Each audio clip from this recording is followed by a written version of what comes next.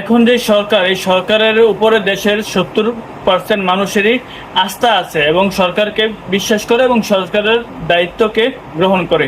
কিন্তু সমস্যা হয়েছে এখন যে বিদ্যুৎ এবং জ্বালানি গ্যাস, এলএনজি এই সংকট নিয়ে। দেখুন, এটা একটা বৈশ্বিক সংকট এবং গ্লোবাল পাওয়ার যেই সমস্যা, এটা বিশ্ববাজারে জ্বালানি সংকট দেখা দিচ্ছে এবং বিভিন্ন দেশে যুদ্ধ অবস্থায় থাকা বিভিন্ন সংকটের কারণে দেশের পরিস্থিতিটা স্বাভাবিকভাবে অন্য সমাজে কারেন্ট, গ্যাস, বিদ্যুৎ কিংবা জ্বালানির সংকটটা দেখা দিচ্ছে।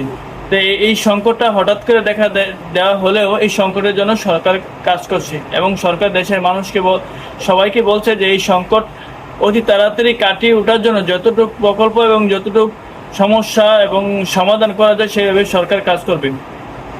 এখন এটা একটা বৈশ্বিক গ্লোবাল সমস্যা তৈরি হয়েছে। এই সংকটকে যেহেতু দেশের মানুষ সরকারকে 51% ভোট দিয়ে সরকারকে ক্ষমতা এনেছে, সরকারের অনেক কিছু দায়িত্ব আছে এই দেশের মানুষকে প্রতিশ্রুতি যা দিয়েছে সেই প্রতিশ্রুতি বাস্তবায়ন করার জন্য। আর আপনারা জানেন, বিএনপি সরকার যেটা প্রতিশ্রুতি দেয় এবং প্রতিশ্রুতি বাস্তবায়নও করে, প্রতিশ্রুতি যেটা দিচ্ছে প্রতিশ্রুতি রাখার জন্যই দিচ্ছে।